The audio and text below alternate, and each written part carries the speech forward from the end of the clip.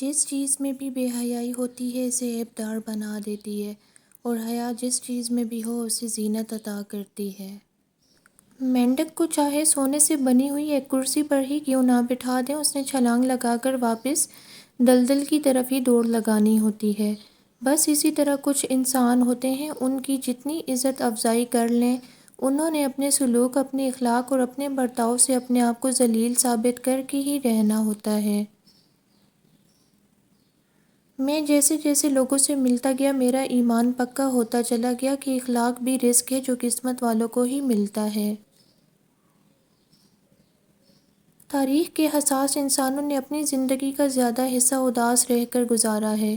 زندگی میں خوش رہنے کے لیے بہت زیادہ ہمت نہیں بلکہ بہت بے حسی چاہیے۔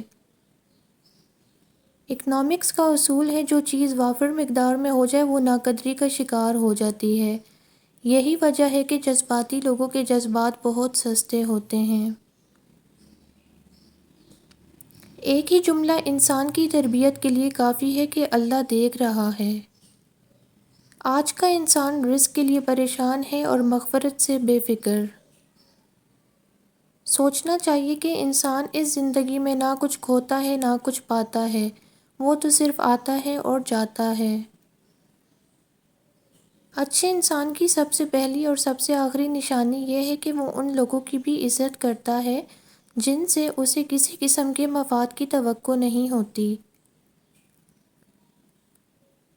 ہم وہ سارے کام پہلے کر لینا چاہتے ہیں جو ہمارے نفس کو پسند ہیں، اور وہ سارے کام زندگی کے آخری حصے میں لیے رکھ چھوڑتے ہیں جو اللہ کو پسند ہیں۔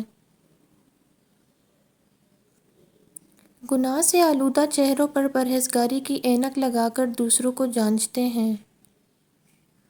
زندگی میں ختم ہونے جیسا کچھ نہیں ہوتا، ہمیشہ ایک نئی راہ آپ کا انتظار کر رہی ہوتی ہے۔ آج کل کے رشتے سورج مکھی کے پھول جیسے ہو گئے ہیں، جدھر زیادہ فوائد ہوتے ہیں ادھر گھوم جاتے ہیں۔ آپ کے اندر کی کمی بتانے والا ہی صرف آپ کا سچا اور اچھا دوست ہوتا ہے، ہر وقت صرف آپ کی تعریفیں کرنے والا چاپلوس ہوتا ہے۔ ٹھیک وقت پر پیے ہوئے کڑوے گھونٹ انسان کی زندگی کو میٹھا کر دیتے ہیں۔ اچھے مزاج کی بہترین علامت یہی ہے کہ آدمی برے مزاج کو برداشت کر لے۔ المیہ یہ ہے کہ ہم غلط کام کو غلط تو سمجھتے ہیں لیکن چھوڑتے نہیں ہیں۔ حرام اور حلال چیز پر کوئی لیبل نہیں لگا ہوتا، ان میں جو چیز فرق کرواتی ہے وہ ہے خوف خدا۔ عزت جب عزتوں کے مالک نے دی ہو تو کسی کے برے چاہنے سے کیا فرق پڑ جاتا ہے۔ مسکراہٹ اور معذرت رشتوں کو مضبوط کرتی ہے، معاف کر دیا کریں، آپ کو بھی تسکین ملے گی۔ جاہل کی بکواس پر خاموش رہنا بھرپور جواب ہے۔ خاموشی اختیار کر لیں مگر گلہ مت کریں، گوشہ نشین ہو جائیں مگر اپنا معیار مت گرائیں۔